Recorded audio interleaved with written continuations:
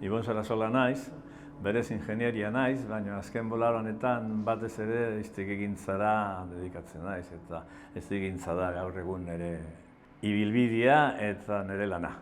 Generalian, hiztegietan hitz bat jartzen da, eta hitz horrek ze tamaina duen, ez dakiz holako kontuak kontatzen dira, ez da, etxe bat, teilatua du, eta leihoak eta ez dakiz, nik gehiago niretzat hitz bat da, etxea, eraikitzen da, saltzen da, erori diteke, puska diteke, hortik joko nuke, hortik jotzen den, nik bat ez hau da, hitz baten esanahia da, hitz hori agertu diteken esaldien multzoa. Hori da, hortik jo.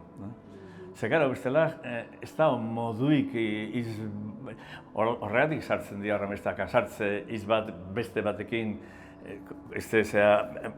bat ez datorrena. Sartzen zea, hori, zera semantikoetan eta inbehar dezu zera, testua, ze testotan agertu diteke hitz hori. Hori da nire filosofia eta hola egiten den lan orain. Bai, beraz, hitza eta bere testu ingurua. Bai, hitza da bere testu ingurua. Hobeto esan da, hitza da ataitezken edo egon ditezken testan, sartu diteken testu inguruen multzua. Hori da. Nola baita esan, hola. Eta, zu hasi zeinetik nola ikusten duzu orain euskararen erabilera, egoera? Nahiko ondo, ni nahiko optimista naiz. Bai, ondo ikusten dut.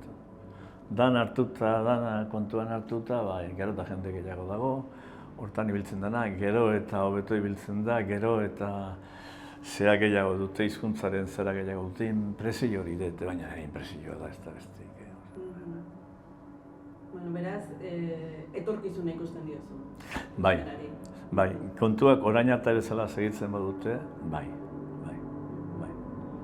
Nahiko etorkizun polita,